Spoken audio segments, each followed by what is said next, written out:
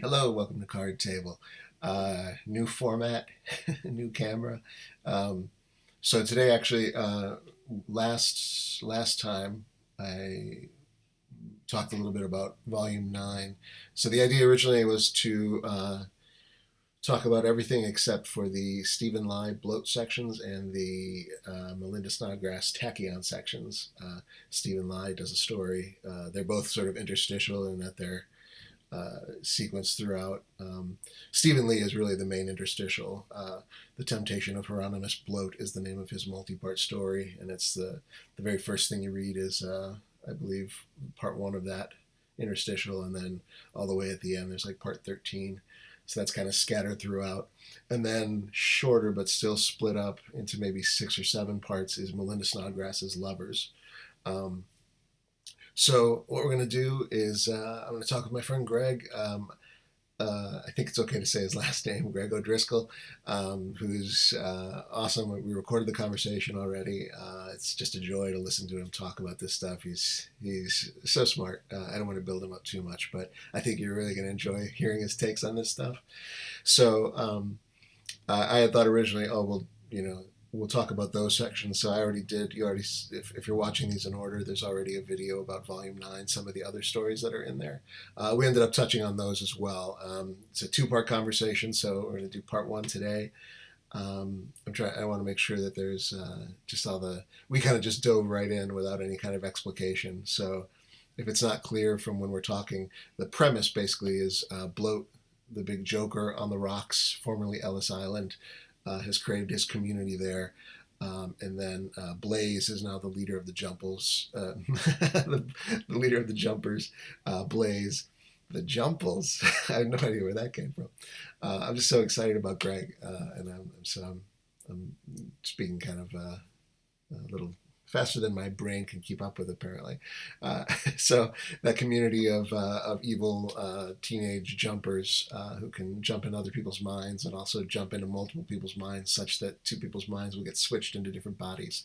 So Blaze, psychotic, hates his grandfather. Tachyon decides that the ultimate revenge against Tachyon will be to jump Tachyon into the mind of a teenage girl, and then keep that girl or that tachyon mind, girl body, helpless, weak, keep him imprisoned at the bottom of the rocks. Bloat, meanwhile, actually is a teenager himself, albeit one who has a huge amount of mental power and is also very rather gargantuan in size.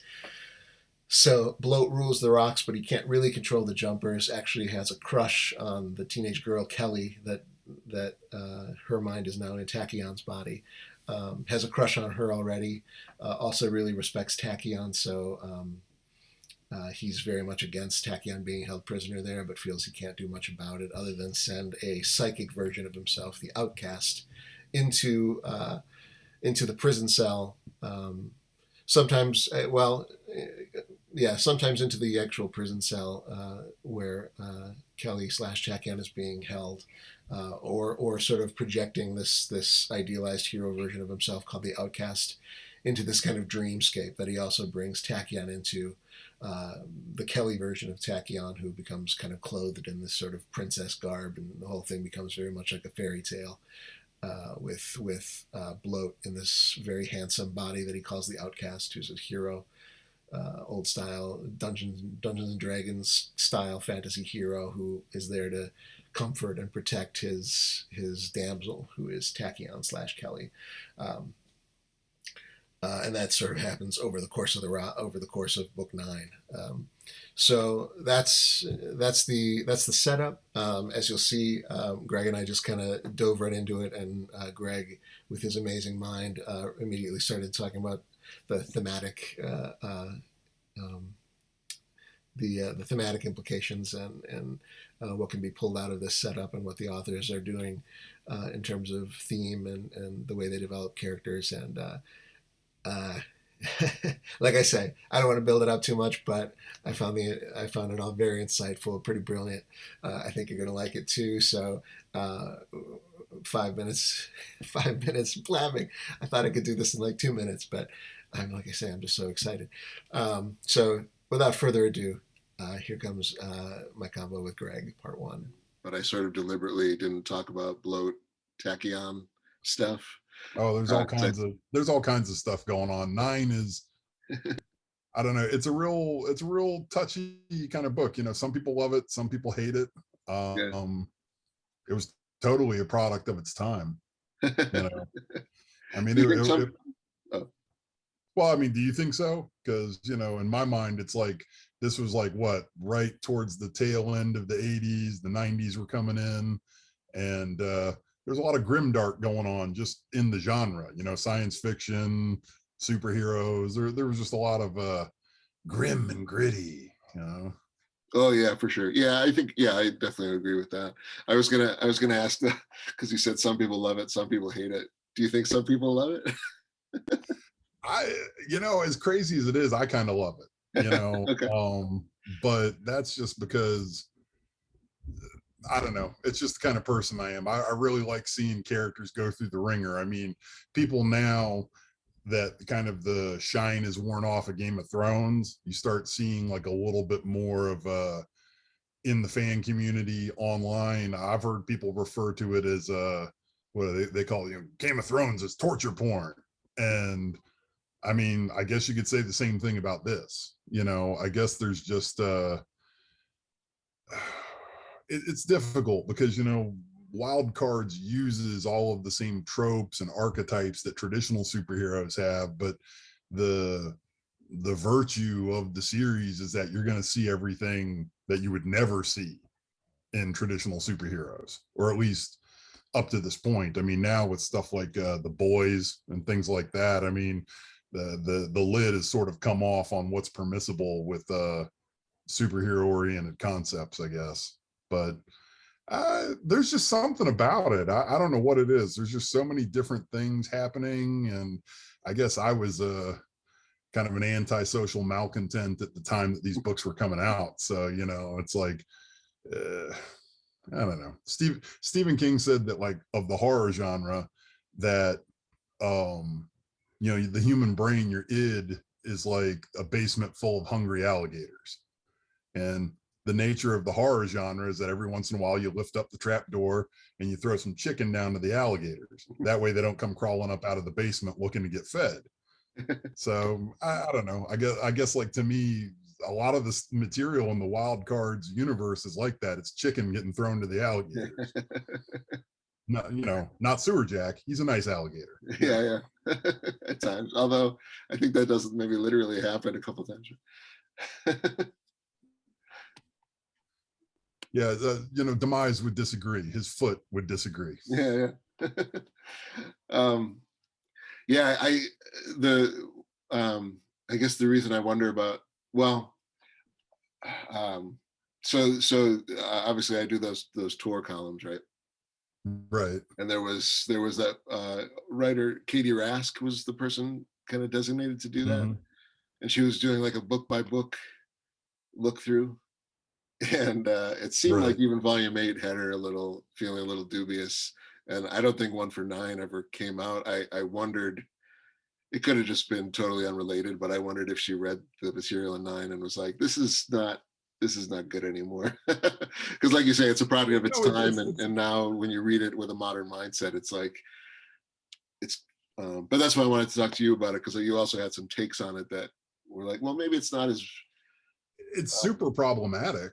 I right. mean, but at the same time, isn't a lot of great fiction problematic?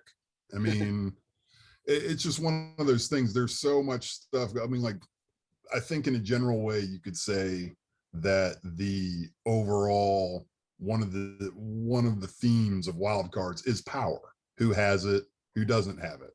You know, you know, even Earl Sanderson, you know, Black Eagle, in some of the first stories, said that he was uncomfortable with this terminology, like this pyramid being constructed with aces at the top and jokers at the bottom.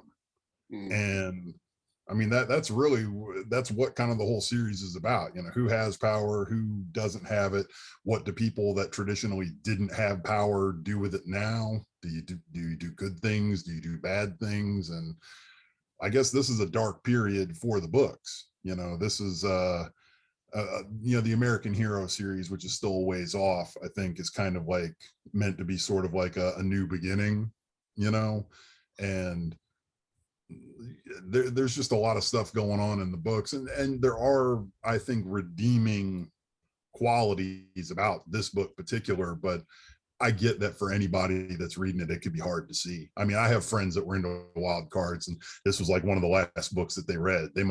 I think one of my buddies didn't even make it to Card Sharks because of these books, and I mean, and I get it, even the authors, like which one of the authors was like, those damn jumper books. Yeah.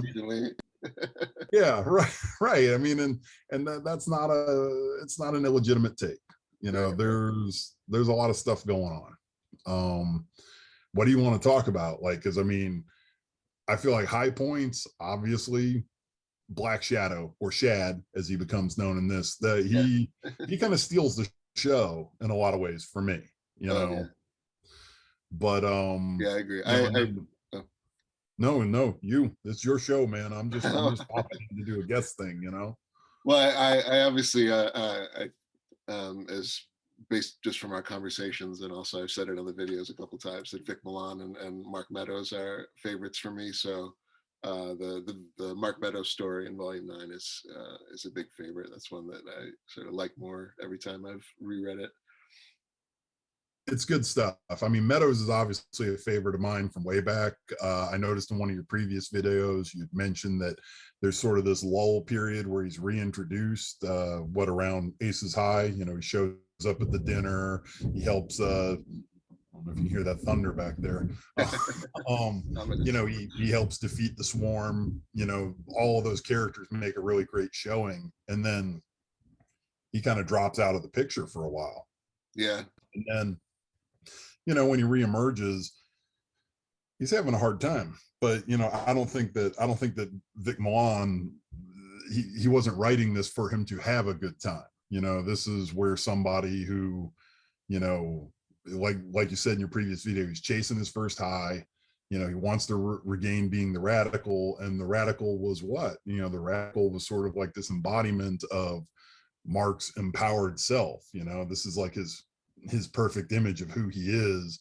And instead, I know this is going to sound like a little artsy fartsy literary, but it's like a lot of what these themes deal with is like either fusion of like drawing together, or like fracturing and being broken apart. And the Jumper books deal with that in a very literal way. Shad becomes empowered because he fuses the disparate parts of himself into like a new identity. Whereas with Mark, he's chasing that idealized radical self, but really now he's kind of like fractured into these different forms, Moonchild, Aquarius, Starshine, etc. And it isn't until later books, of course, spoilers, that he kind of becomes fused together again, for good or ill, depending on how you want to look at it. I don't know, man. There's just so much going on. Like, just from a chronological point of view, it starts off with Bloat, introduced in 8, but starts off with kind of a POV thing. And one of the things that's so interesting about him is not just all of his own internal power struggles, but they do some interesting things. He's like, isn't he the first person POV style story, or was Witness first person? Witness was first person, yeah. Right, so Witness is first person, but then we see kind of like a return to this. Like, there's not a whole lot of that in the wild card books, right? And I think that's interesting because the whole nature of Bloat, his power is he gets into other people's heads, and so the author, we're going to get into his head, But then there's also they do some interesting things later on when the Rocks is attacked. There's those like little mini 3 paragraphs, the way like just they play around with the typeset sometimes, the way they break stuff up. And I think that it shows some of the more interesting things that can be done with, textual, stories. And even though jumping ahead to Dealer's Choice, there's also moo. Yeah. I mean, I like that. I think that speaks to the potential that the character has, that they're willing to kind of play around with it a little bit. And then I wish I had a copy of my book in front of me. Most of my books are in boxes in the shed, unfortunately. I'm kind of a book hound, and Wild Cards is always one of my first true loves, but I've got a lot of other stuff that I'm working on right now. But what it goes bloat, and then what's one of the next stories? See, this is one I complained about this before. This is one of those where instead of putting the story title at the top, they just say Joker Tons. Yeah. Tons of guns. It's probably different on the tour release, but the first one would be the John Joseph Miller concluding the arc of Yeoman. Right. And again, see this is the thing, like a lot of it deals with identity, it deals with self-perception, like even in the John Joseph Miller with the Brennan and the kind of final coming to grips with Kien, in some of Kien's own, when they kind of go into that insubstantial dream world where the battle takes place, Kien's own father is like, look at you, look at what you've done to yourself, like in this pursuit to have power and all of this, you've abandon who you are and you're literally living in the body of some white guy, right? So there and that's the thing, Kien was not an ace, he did not have powers, and so now he's empowered, but at the same time he's kind of like, I won't say has lost, but is like distanced from what his original self was, and he's kind of like dealing with that.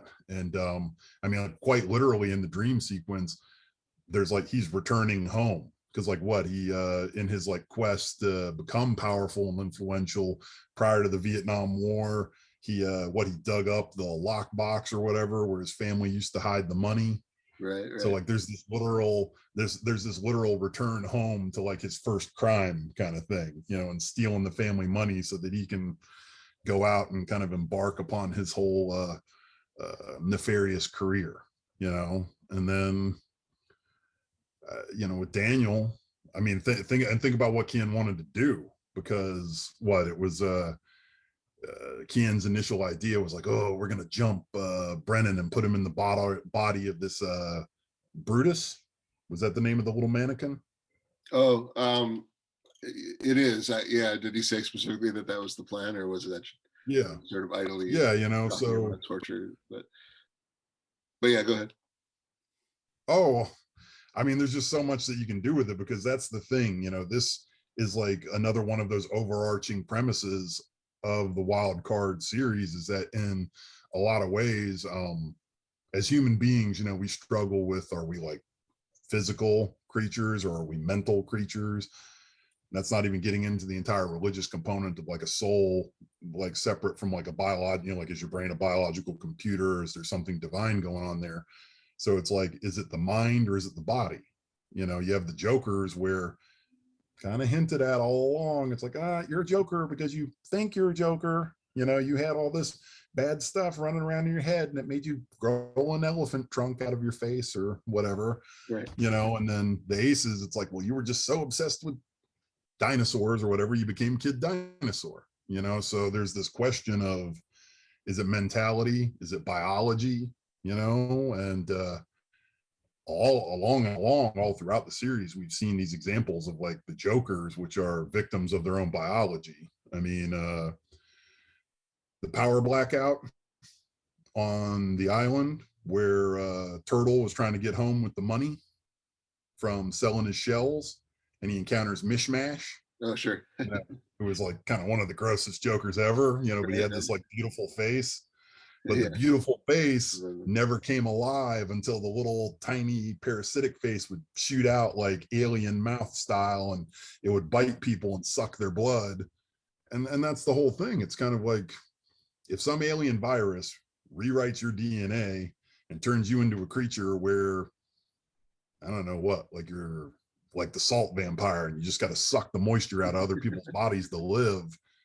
Are you bad because you suck the moisture out of people's bodies to live? Because everything wants to live, right? So there's like this biological urge, and the series deals with that all along.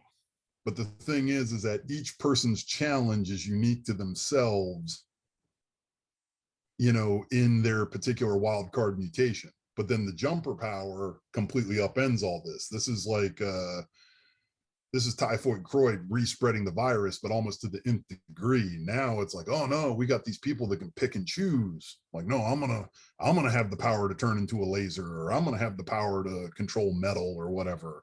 And you know, it presents a lot of interesting story opportunities. And I think that's what they tried to do with this. Maybe they succeeded, maybe they didn't, but and it obviously this particular book, of course, just talking about the elephant in the room with everything with Blaze and Tachyon and all that, it's like, I mean, it takes you to some uncomfortable places, you know, but I mean, obviously joking about the whole sucking moisture out of things, I'm referring kind of to the salt vampire or whatever from Star Trek. Mhm.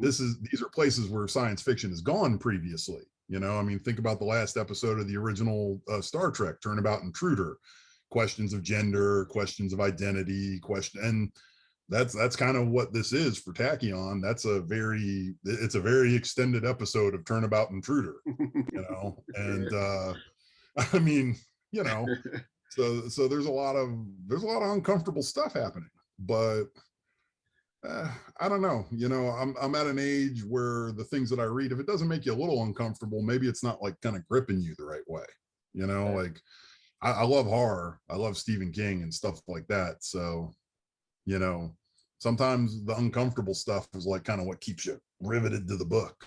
Yeah. I mean, you know, I'm sorry, am I rambling? You can tell me I'm rambling because you're going to edit all this later anyway. Oh no, it's great to hear you talk about this stuff. And I did think that you know, talking about the sort of the question of biology versus what's in our minds, it's a good segue into the Tachyon stuff. And we were having a conversation online or Instant Messenger where I kind of brought up the one of the parts that really feels dated and unwoke, I guess, where Right. where Tachyon finds himself. So he's been jumped, or I guess for if someone hasn't read the book, he's been jumped and emasculated. He's obviously a character who feels like that his identity as a male is a very defining feature. So this is a way of torturing him, putting him into the body of a female. But he thinks to himself that he can't think of himself as a he anymore because he doesn't have a penis. Right. So now he's like, you know, if I have a vagina, I better start calling myself she, which seems like it's just so not the way we think anymore. It was a simpler time. I mean, not Right. that any time were ever simple, but I guess, you know, we had a less nuanced understanding of things back in those days. You know, I myself am still learning, you know what I mean, as far as that kind of stuff goes. I feel like at what point does a writer making things easier for themselves end and like something that functions in story begin? Because obviously if you're writing a story and, you know, you have this man, he's jumped into the body of this woman via this, you know, wild card power, it gets a little tricky there. You know, it's like, you know, oh well, if I'm talking about this guy, is it his breast, is it her breast, whatever, you know, not to put too fine a point on it. Mhm. And so maybe that was just a way for Snodgrass to simplify things for herself in terms of writing. But I always like the lampshade stuff for the authors. I love the Marvel No Prize. I love it where you take something where there's supposed to be a mistake and you fix it for people.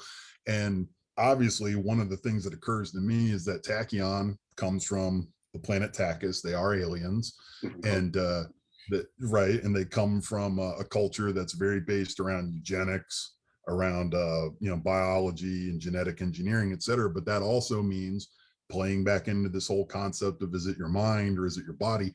They're biological determinists. You know, they literally believe that your genetics and your DNA, your ancestry control who you are and what you do. So maybe no prize in it for Melinda Snodgrass. It's like, you know, in Tachyon's mind, well, I'm in a woman's body now, so I'm a woman, you know, and that might be unwoke, and they certainly don't ever explicitly state that in the text. So this is kind of, you know, an apologetic, if you were, you know, like kind of explaining something. But it does work. I think that makes sense within the framework. Yeah, I think it makes sense within the framework of Tachyon's character. And, you know, whether or not Tachyon learns anything, that's a whole For sure. You know, that's a whole other, yeah.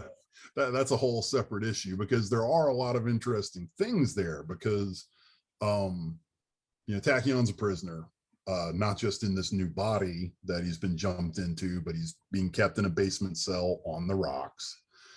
Bloat, in many ways, is also a prisoner.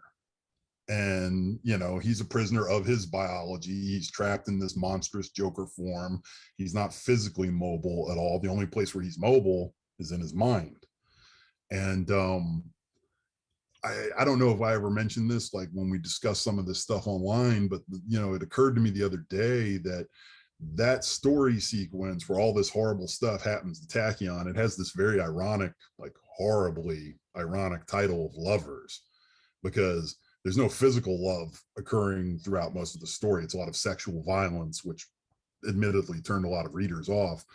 But I got to thinking more and more about it, because it's also meant in the context of Bloat, who has this self-idealized image of, in my mind, I'm the outcast. I'm this muscular, heroic, Dungeons and Dragons inspired male figure, and I want to rescue the captive princess. And the way that they're both immobile and kind of kept apart most of the time, it's almost like a Pyramus and Thisbe thing, like from Shakespeare, where the two people are in love, but they can only communicate through the little hole in the wall. I don't know if you remember that at all. That it's from Midsummer Night's Dream, which I love anyway. But it's a play within a play, which Shakespeare was very fond of. But yeah, the idea of the two lovers separated by a wall and having to kind of communicate back and forth, and in Wild Cards, of course, it's telepathy instead of a hole in the wall. That's a great analogy. I never thought of that, because obviously it's been done since then too. I mean, there's lots of examples of well, if you ever used to watch the cartoon Aeon Flux, one of my favorite episodes is like that. It has a Pyramus and Thisbe thing where the wall in between the two rival city states, like two people kind of communicate back and forth. I'm dating myself. That's how old I am. Aeon Flux is cool. I think we're the same age, so I mean. Well, don't take it the wrong way. I was born old, so yeah. Well, I just mean for my I mean, Aeon Flux is it's not an obscure pull for me.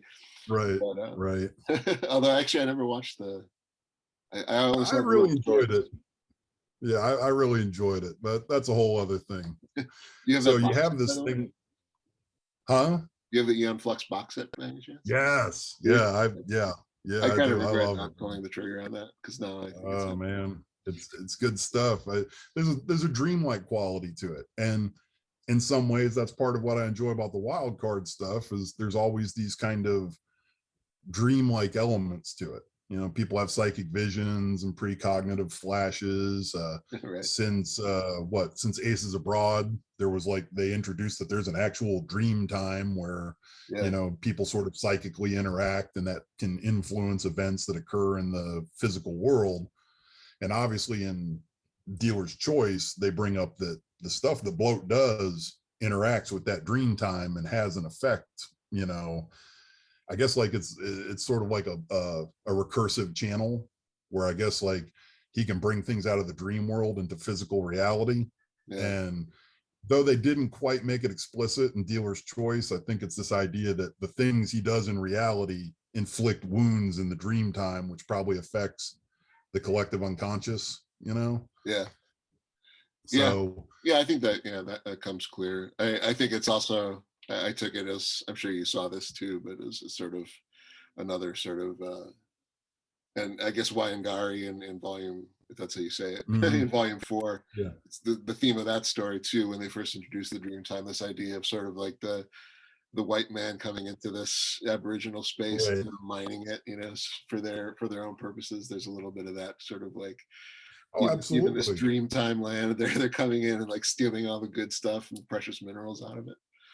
Well, absolutely. I think that's a very valid take on it, because it presupposes the whole thing going all the way back to Judas the Ace meeting or seeing Water Lily, and how this is a power that feels old even though the Wild Card is new. It's like, how much of that stuff existed prior to the Wild Card, and how much of it is, so did the dream time already exist, and just the more imperialistic Western European cultures were so far away from their own primitive, like spiritual roots, that they didn't have access to that stuff anymore. And then the wild card just kind of gives you a shortcut to godhood, and you can like plug right back into it, you know, but you didn't do the work.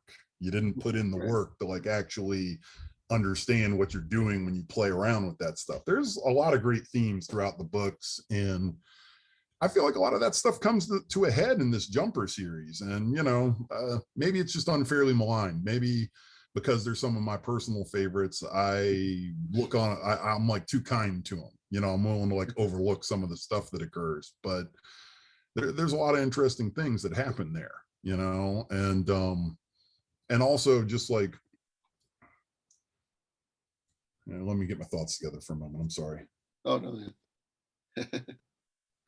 All right. So, you know, so you have this dream space, you know, the rocks is a physical reality, but then there's also a lot of this kind of mysterious dream stuff that's happening because of Bloat's powers. Mm-hmm. And, you know, people's nightmares kind of wander the island, or at least the subterranean portion of the island, which makes a certain kind of sense, because there's like this, you know, the whole Freudian, you know, super ego, and then most of the iceberg is under the water, and that's the id. And so below the rocks, you know, you got all this like horrible id stuff happening, and not coincidentally, I'm assuming, a lot of horrible stuff happening to Tachyon down in the basement, you know, like physical and sexual violence at like Blaze's hands. And, you know, there's a certain, it's so funny. Like if you go to tvtropes.com, like they have all these different tropes that they list that are at work in, you know, genre fiction especially, but just in anything. And one of the ones I thought was funny that I happened upon was one of the tropes is called God's Plaything. And it's sort of like whenever like a main character is just sort of like mercilessly put through the ringer and horrible things happen to them all the time. And they list all these different characters that like qualify for the God's Plaything trope, and Tachyon's on there. You know, like, you know, because I mean, destroys the mind of a woman that he loves, you know, gets his hand cut off, you know, struggles with impotence, his family hates him, you know, there's all these like dealing with like the unbearable guilt of being one of the people that develops a virus that like destroys and mutates the lives of millions of people across the planet. There's a lot of stuff going on. And perhaps not coincidentally, in this series of books that start to deal with the dream time, you know, that start to deal with mind and body issues, you know, this is like a penitence arc for Tachyon. This is like a sort of he goes through hell, he, she, however you want to refer to it, goes through hell, but part of that is also to, I think the way I put it one time when we were talking about, Tachyon has skin in the game now, you know, like prior to all this, yes, he got hurt, yes, he's been wounded, yes, he's been involved in all these wild card conflicts, but even got infected with the virus because of typhoid Croyd, but it's dormant. You know, he has never actually undergone these like horrible transformations that everyone else in the books has had to endure and come out on the other side of. And so now you have Tachyon where, you know, ripped out of your own body and the normal life that you're comfortable with, put into a new body and a new life, suffering terribly, you know, having to adapt to all these circumstances and things that you don't understand or would not normally wish for yourself, right up to, you know, even when he finally escapes and gets off of the rocks, meeting Turtle, you know, and like in these kind of like, well, who are you? And what do you mean? And you're not Tachyon. And like literally, even though it was sort of like a undercurrent throughout, and they never really like mentioned it within the details, like when they faked Tachyon's death, supposedly Blaze jumped him into a Joker body and then killed him. No, you know, they turned you into a Joker and you're dead. And it's like, no, I'm not dead. I'm right here. This is me. And I think that, you know, there's a lot of stuff going on there. You know, not to put too fine a point on it.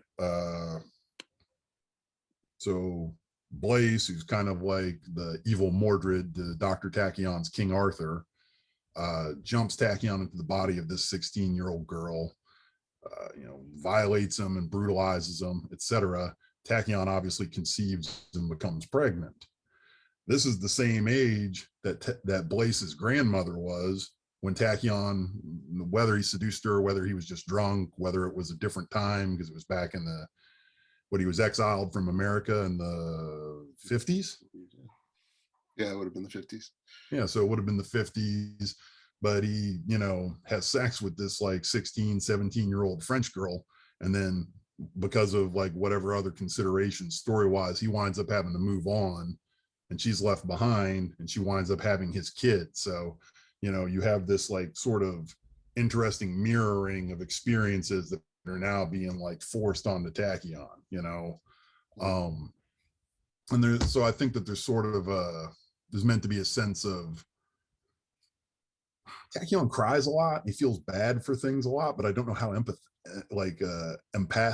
empathic he is. At one point they list that as being like, oh, well, maybe that's one of his, lesser known psychic powers that that was bred into him on Takis, was like, oh, they thought I had an empath strain, but he doesn't strike me as like this sort of person with like this very sophisticated understanding of what other people go through.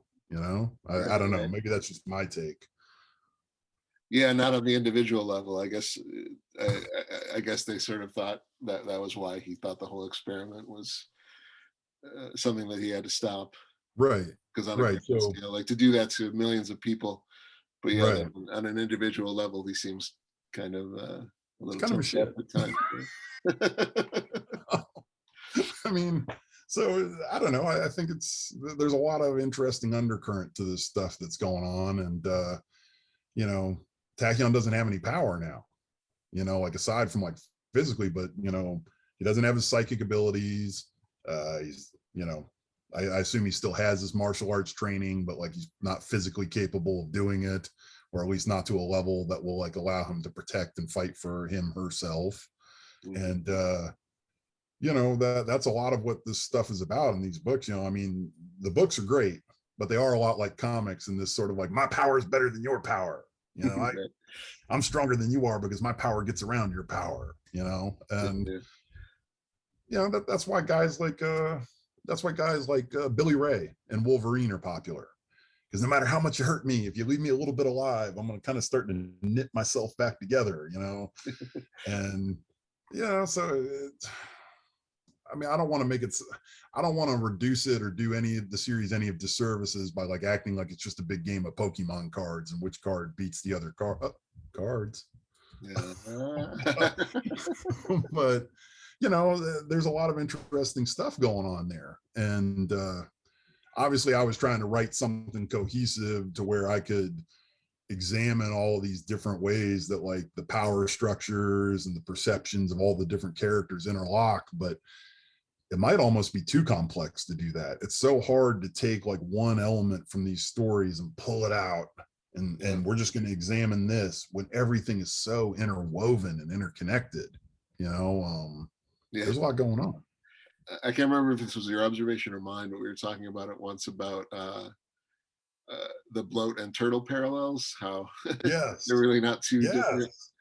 Yes, yeah, very much so. They're very much alike. I mean, aside from like physicality, because I get the impression that Teddy was probably a lot like Turtle before he turned his card, probably not like an athletic dynamo, probably a little shyer, kind of fading into the background compared to his other school kids. But I mean, Teddy, Tommy, they got even the names kind of sound, a little alike, right?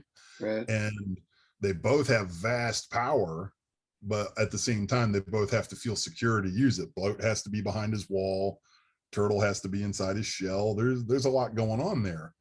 And it's also funny because when Tachyon finally is rescued and or escapes from the rocks, she moves from, Bloat as like this sort of protector, probably ineffectual, admitted, but this protector figure, to Turtle, who's arguably a much more effective protector figure, but very similar dynamics going on there, and both also, not coincidentally, being influenced by the looks of Tachyon's new form, Bloat having previously carried a torch for Kelly before the jump happens, and then Turtle's like, "Gosh, you're pretty. Can I brush your hair?" I mean, I know he doesn't sound like a yokel, but I guess that's just how I read it in my mind. Yeah, But I think that's about right. I mean, yeah, it's just they both have that kind of that sort of what we now call incel energy, I guess. But yeah.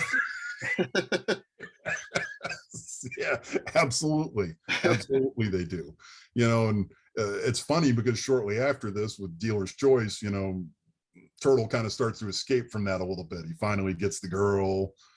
By the time Card Sharks comes around and the whole Zoe Harris thing, he's like the cool swinging experienced ace or whatever.